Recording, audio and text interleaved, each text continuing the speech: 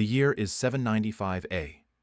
On the northeastern coast of Ireland, a small island named Lambay rises from the Irish Sea like a green jewel surrounded by greystone. Perched on its cliffs, a stone convent houses 42 women who have dedicated their lives to God. Sister Brigg the abbess is 63 years old. She has governed this convent for 27 years, long before most of the younger sisters were even born. Her hands, hardened by years of copying manuscripts in the flickering candlelight, tremble slightly as she holds the illuminated gospel she spent 3 years completing. It's the feast day of St. Columba, June 6th. The sisters gather in the stone chapel for morning prayers. Their voices rise in Gregorian chant, reverberating against walls that have seen generations of women pray in this very place. Outside, the ocean is calm. The morning mist floats over the water like a veil. The chapel bell rings 6 times, signaling the hour of Luds. It's a sound these women have heard every morning throughout their monastic lives. What they don't know is that the bell is summoning more than just prayers. It is calling predators on the horizon, invisible through the fog. 3 ships glide silently through the waves. They are not merchant vessels, nor are they pilgrim boats. They are drars, long Viking ships. Each one carries 30 Nordic warriors, men who have never heard of Christian mercy. This is the story of the first recorded Viking raid on Irish soil. A story that was written, then buried, and later forgotten for over 1,000 years. That is until 2003, when a manuscript was discovered. In the archives of the Trinity College Library in Dublin, a diary written in medieval Latin by a monk named Kell, who visited Lambay 6 months after the attack. What he documented is not found in any history book you've studied. It was deliberately erased, hidden away, deemed too shameful to be preserved. But the words remained, waiting for centuries on yellowed pages. And now, finally, we can tell the full truth. Do you want to hear stories that were deliberately buried? Stories based on real documents that the official history chose to ignore? Subscribe now to Echoes of Cruelty. Leave a like because what you're about to hear isn't an invention. It's the direct testimony of someone who witnessed the consequences with their own eyes. To understand what happened at Lambay that June day, you need to know who the Vikings were in 795 AD and where they came from.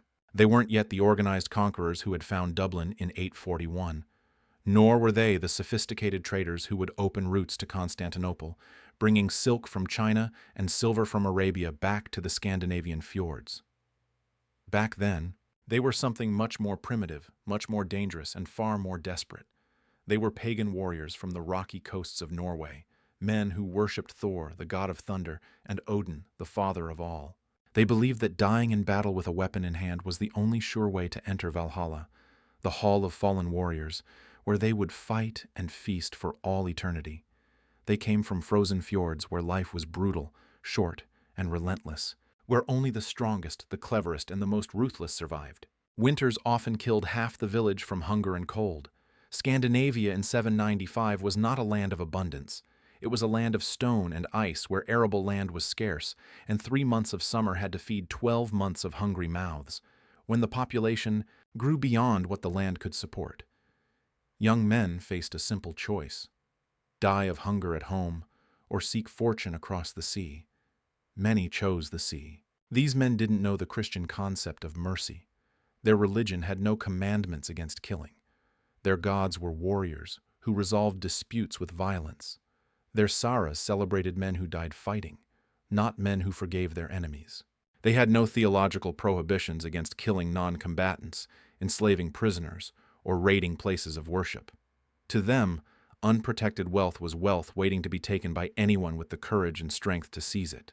They didn't see monasteries and convents as sacred places protected by the Christian God.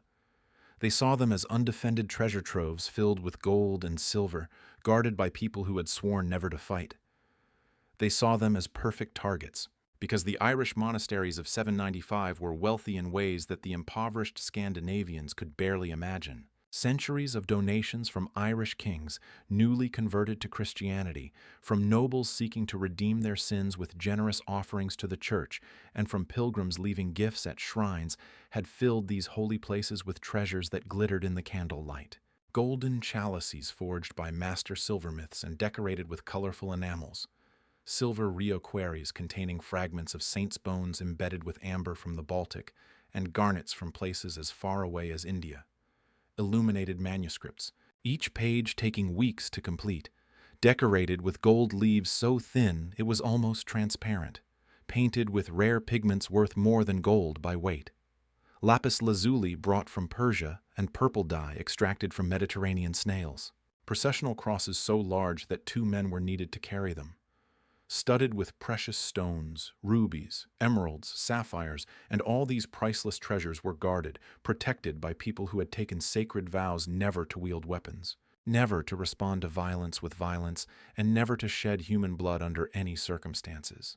To the Vikings, men trained from childhood to fight, for whom violence wasn't just acceptable, but honorable. This was like finding a gold mine with no guards, defended only by sheep praying in a language they couldn't understand.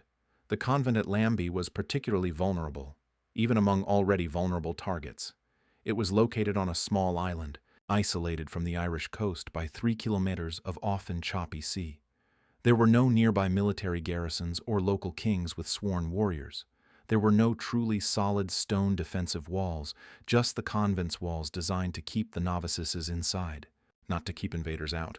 The sisters relied entirely on their holiness for protection, on the shared belief throughout Christendom that places dedicated to God were inviolate, that even the cruelest king would never dare to profane sacred ground for fear of eternal damnation. They truly believed with a faith that had never been tested that no one would dare attack women consecrated to Christ. Their prayers were a shield enough that God would intervene miraculously, if necessary, to defend his servants. They were tragically, horribly wrong, because the men rowing toward Lambay that June morning didn't believe in the Christian God. They didn't fear his wrath.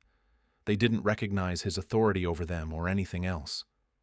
Kell, the monk who documented everything, wasn't in Lambay when it happened. He was at the monastery in Kells, 60 kilometers inland. But 6 months later, in December of 795, he was sent to Lambay to assess the damage and decide whether the convent could be rebuilt. What he found haunted him for the rest of his life. His manuscript, discovered in 2003 by Dr. Fergus Kelly, a medieval historian specializing in ancient Irish texts, had been catalogued incorrectly as generic religious sermons. For decades, no one had read beyond the first pages, but Dr. Kelly, searching for references to Viking attacks for his research, began to review the entire document. On page 47, he found something different. The Latin tone changed from sermon to testimony, and what was written there made Dr. Kelly stop breathing for a moment. Here is what he read. I arrived on the island of Lambay on the 12th day of December in the year of our Lord 795. The sea was rough. The boatman who brought me refused to land. He said the island was cursed. The northern demons had profaned the sacred ground. I scolded him for his superstition and disembarked alone. Immediately the smell hit me. 6 months had passed since the attack, but the air was still heavy with decay. I walked to the convent. The wooden doors were destroyed, torn from their hinges. The courtyard, where the sisters grew medicinal herbs, was overgrown with weeds. The chapel was open to the sky. Part of the roof had been burned from the inside. The pews were overturned, broken, and used as firewood. The stone altar was stained with something dark that I preferred not to identify. But what truly destroyed me was not the physical devastation. It was the silence. A convent, he wrote, is a place of human sounds, footsteps in stone corridors, voices in prayer, the rustling of habits, the occasional laughter in the gardens where the younger sisters work. Lambay had only wind and the cries of seagulls squabbling over something on the cliffs. I found the first body in what remained of the dormitory. It was Sister Deidre. I identified her by the rings she still wore, marks of her life before the vows. She was 24 when she died. Selleck didn't describe how she died, only wrote, "May God have mercy on her soul and forgive us for failing to protect her." In the days that followed, I found more bodies. Not 42, only 17. The others had simply disappeared. Selleck interviewed nearby fishermen, people who had seen the Viking ships arrive. An old man named Con, who lived in a cottage on the cliffs of the mainland, described what he saw through the morning mist. 3 ships, he said, with dragon heads carved on their prows, gliding through the mist like ghosts. They didn't row to the shore. They anchored their boats and came ashore in smaller boats. 30 men, maybe more, tall with long hair and beards. They carried axes and round shields. Khan said he heard the convent bell stopped suddenly. Then he heard screams followed by silence. The northern men stayed on the island the whole day, Khan recalled. When they left at dusk, their ships were lower in the water, laden with what they had stolen. Salak asked him if he had seen the sisters being taken. The old man turned his gaze toward the sea. He fell silent for a long moment. Then he spoke with a trembling voice. I saw some of them being taken to the ships. Their wrists were bound with ropes. They struggled, screamed, calling out to God and the saints. But the men from the north didn't listen to their cries. Some of the older sisters were left on the shore. They couldn't walk fast enough. The Norsemen didn't want them. I saw one of them, an elderly woman with completely white hair, fall to her knees and begin to pray aloud, raising her hands to the sky.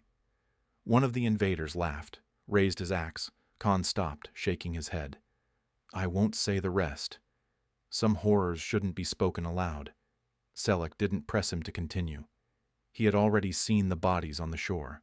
He knew exactly what Khan was reluctant to describe. The missing sisters hadn't died on that beach. They had been taken across the sea, transported in the Viking drawers back to Scandinavia, enslaved. For the Vikings, captured women were an incredibly valuable commodity in their economy based on trade and raiding. They could be sold in large slave markets in places like Nidvi, where the borders of modern-day Germany and Denmark meet, or in Burka in Sweden, or dozens of other ports where traders from across Europe and even the Arab world bought and sold human beings as if they were livestock. Young women, especially those considered attractive by Nordic standards, fair hair or red hair, pale skin, could fetch extremely high prices, sometimes equivalent to the value of a whole ship or an entire farm with land and animals. They could be bought by rich farmers from Norway or Sweden as forced wives, concubines, or domestic servants. They could be given as gifts or rewards to warriors who had distinguished themselves in battle, living trophies for their bravery.